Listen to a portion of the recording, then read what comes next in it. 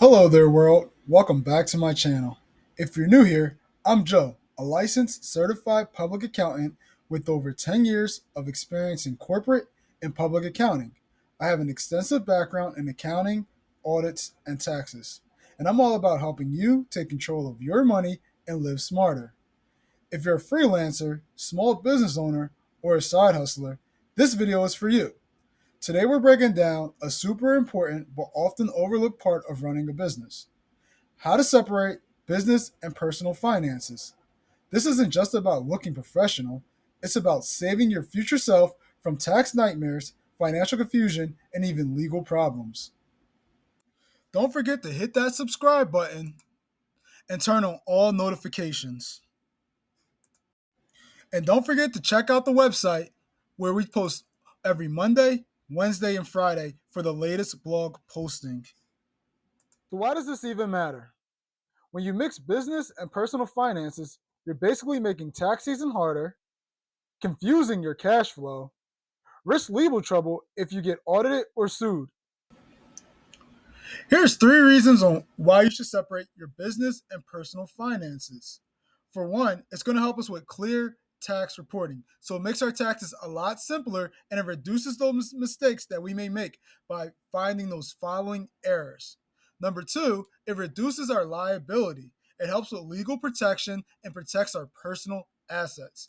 And number three, it's easier budgeting and tracking. It makes for clear budgeting for better business financial decisions and personal financial decisions that we're able to separate. So, what is the first step we want to take in order to separate our business and personal finances? The first thing we're going to want to do is open up a separate bank account just for your business. This is the simple and most powerful move you can make. You don't need to be a corporation or an LLC to do this. Even sole proprietors can, and you should, get a business checking account. In my opinion, there's going to be three things when we get ready to open up that business checking account that we're going to look for. Those three things to look for are no monthly fees, free transfers, and online banking tools that come with that business checking account.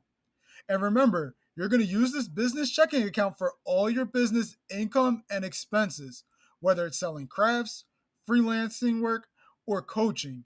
Everything goes through this account.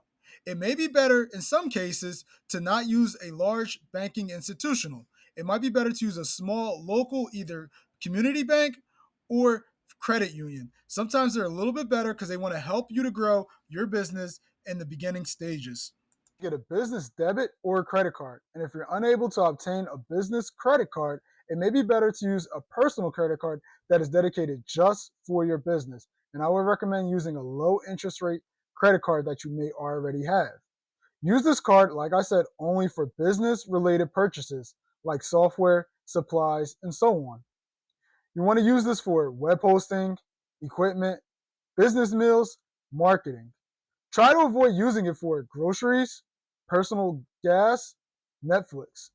This makes your bookkeeping way easier. And if you ever get audited, you'll thank yourself later. A question I often get from business owners is, how do I pay myself from my business? Do I put myself on payroll? And if not, what other options do I have? Well, you're in luck. Step three is to pay yourself like an owner, not like a random person taking money out whenever. Instead of dipping into your business account whenever you need cash, set up a regular transfer, either weekly or monthly, from your business to your personal account. Now, let's talk about the options you have as a business owner when it comes to paying yourself. You have two options. We have what we call an owner's draw, or you can go the traditional route of putting yourself on payroll. Let's talk about the owner's draw first. What is an owner's draw? An owner's draw is the money that a business owner takes from the company's bank accounts and transfers to the owner's personal bank accounts for personal use, rather than a formal salary. And it's not considered a business expense, but is instead a reduction of the owner's equity within the business. We call it an owner's draw. We traditionally see these owner's draws if you're a sole proprietor. You can use it if you're an LLC as well. Now, when you're taking the owner's draw, you just got to remember that you're not paying the taxes up front like you would on a traditional payroll. Instead, you're going to pay the taxes on the back end at the end of the year. So you may get a large bill from Uncle Sam. So you just have to be mindful of that. Now, let's talk about traditional payroll. Traditional payroll is just exactly what it is when you're a regular W 2 wage earner. So you set yourself up with a payroll company, you put yourself on the business's payroll, and you get a regular check every week, every 2 weeks, however you set up your payroll schedule. And you're going to pay the taxes up front. So at the end of the year, you don't have to worry about having a large tax bill. You'll pay the taxes right away. Remember, this keeps things clean. Your personal bills get paid from your personal account, and your business runs on its own budget. Step 4 is to track your business expenses separately. Using an accounting software or even a basic spreadsheet. The goal is to know how much money is coming in, where it's going, and what is deductible come tax time. Friends, remember, we want to keep it simple. You can use QuickBooks, Waves, if you want to, but we can also use, if we want to save some money, we can also use Google Sheets or Microsoft Excel.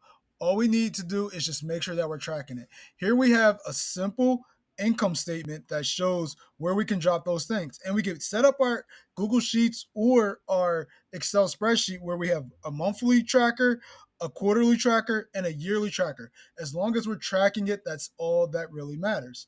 And always keep your receipts for your business expense. You can use different types of apps or even just, like I said, a Google Drive or Microsoft Excel to make it painless. Just to wrap things up here, now we have our business separation from our personal finance checklist. And just to quickly recap, remember, we're going to open up a business account. So that way we're separating our personal and our business finances. We're going to want to get some business cards.